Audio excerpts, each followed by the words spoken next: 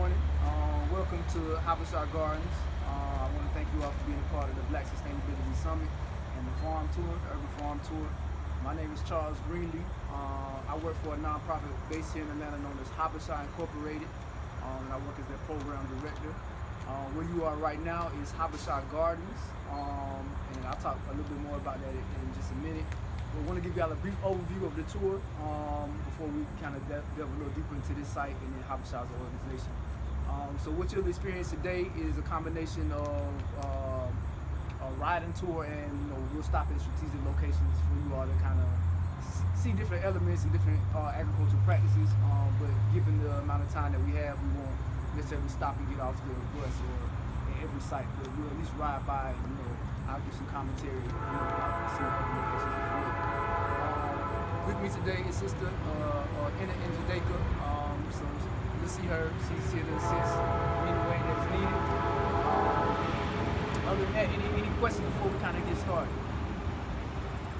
I think it's always good. I know we have more people who will be joining the tour in just a moment, but I always love if whoever's I'm working with or talking to, if we just introduce ourselves. I know you all know each other, but it's always good to give an introduction. It helps me, one, to know who you are, but also to know why you came, and that way I can make sure I can kind of cater my commentary to the support whatever things y'all brought you here, what you're interested in learning about.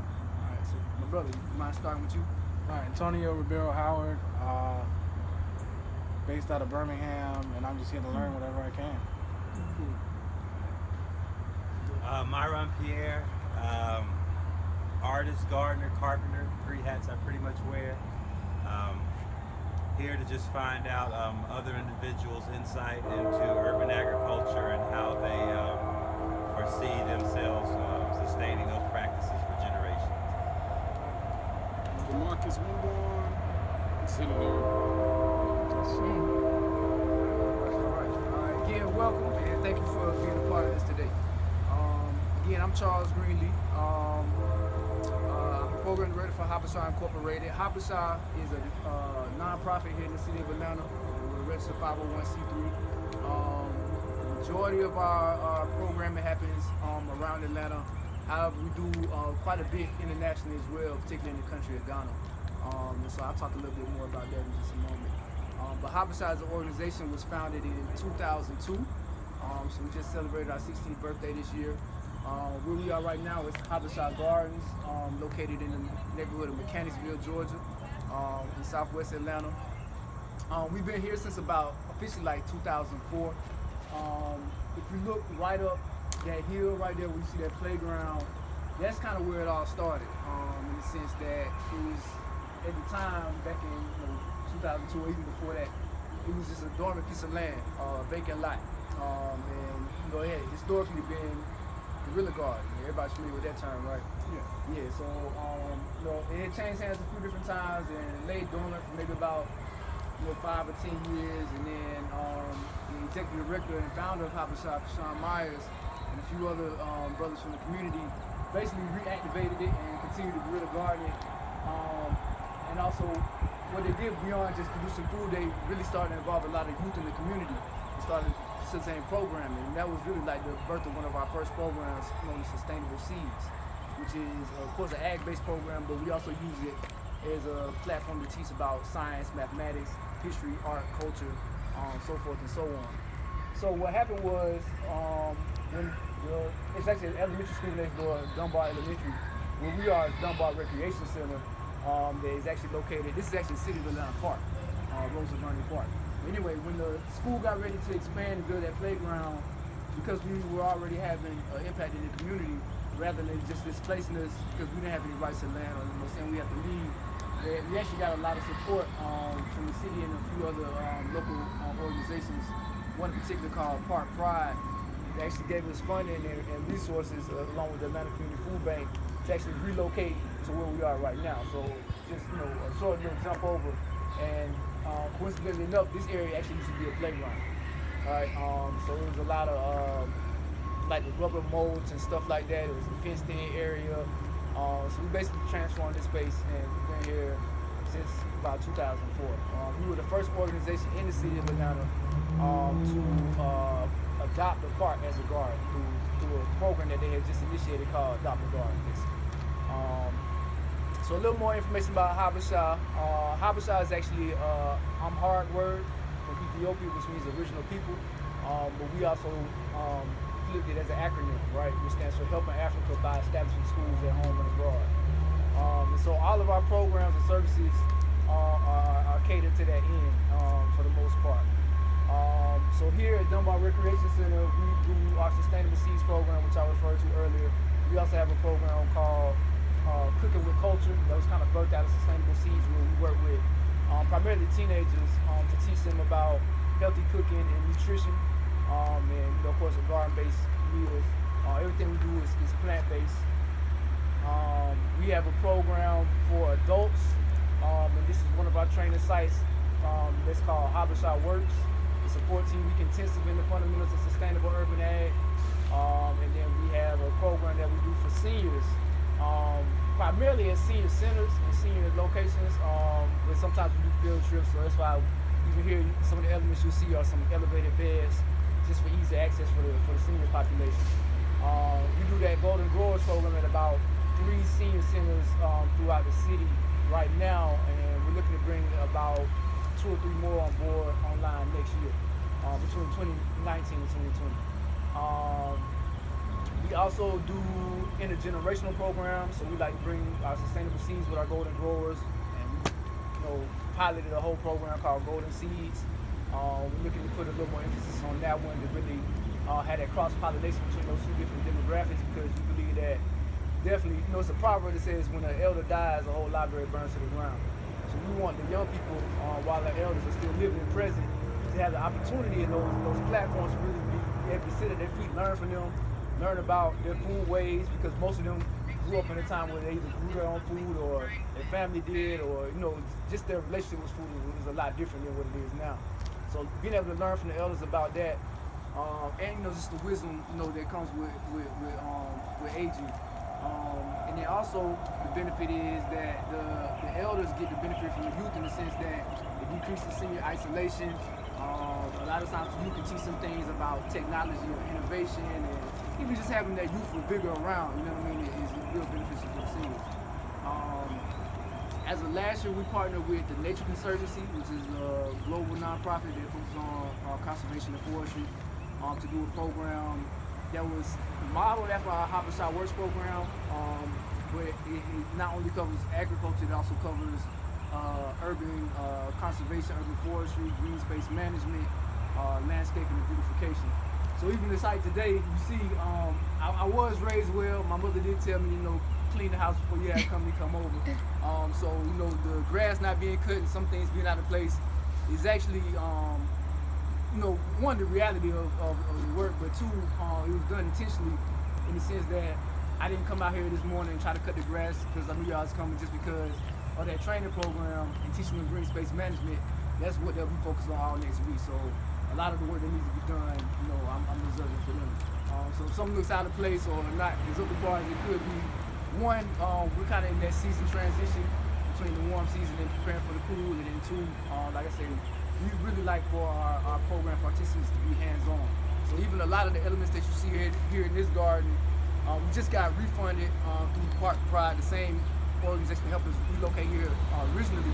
They just refunded us to rebuild a lot of our raised beds, our rainwater catchment stands, our compost bins. So basically anything made out of wood, minus this pavilion, was just rebuilt earlier this year. And like I said, all of our training participants were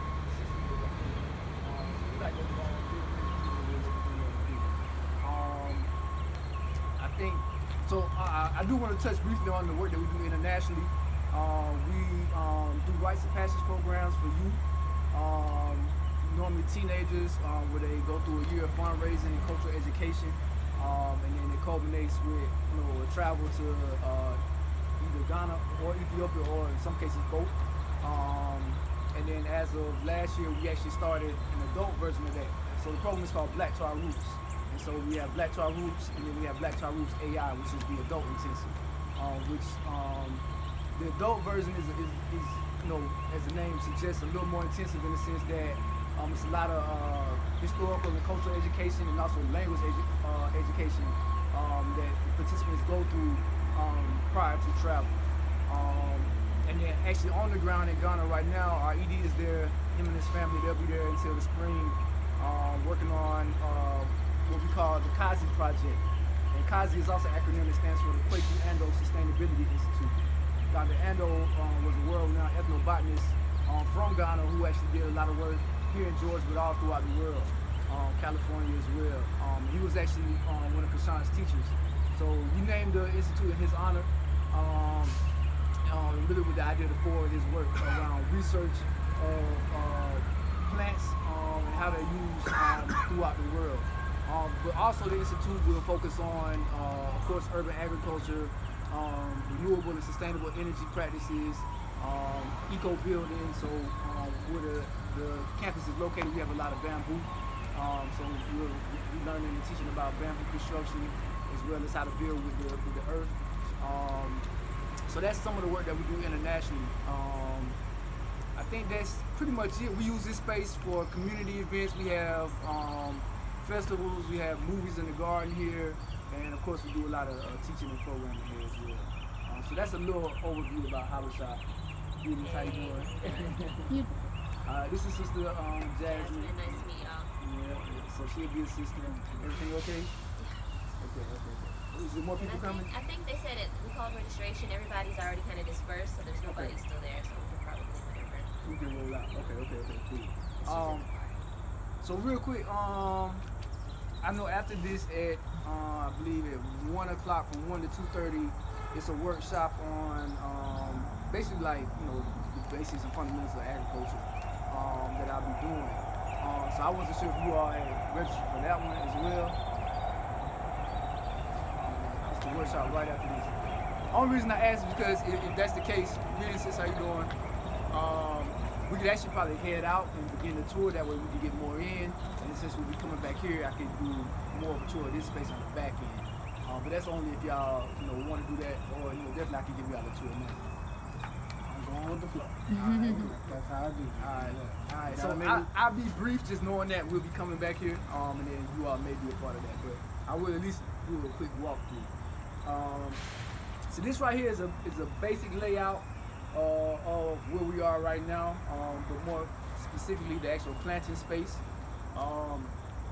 Again, because we do a lot of programming with youth, we were very intentional about the design and incorporating a lot of different shapes.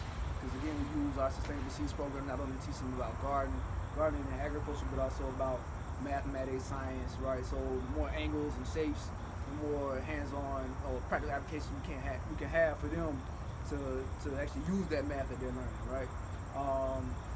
And so the other thing is you see a lot of symmetry because we like symmetry, and then we also incorporate a lot of Adinkra symbols. So cultural education is very big for us. Habesha, our mission statement is actually to cultivate leadership in youth and families, and we do that through 5 pillars of cultural education, sustainable agriculture, entrepreneurship, holistic health, and technology.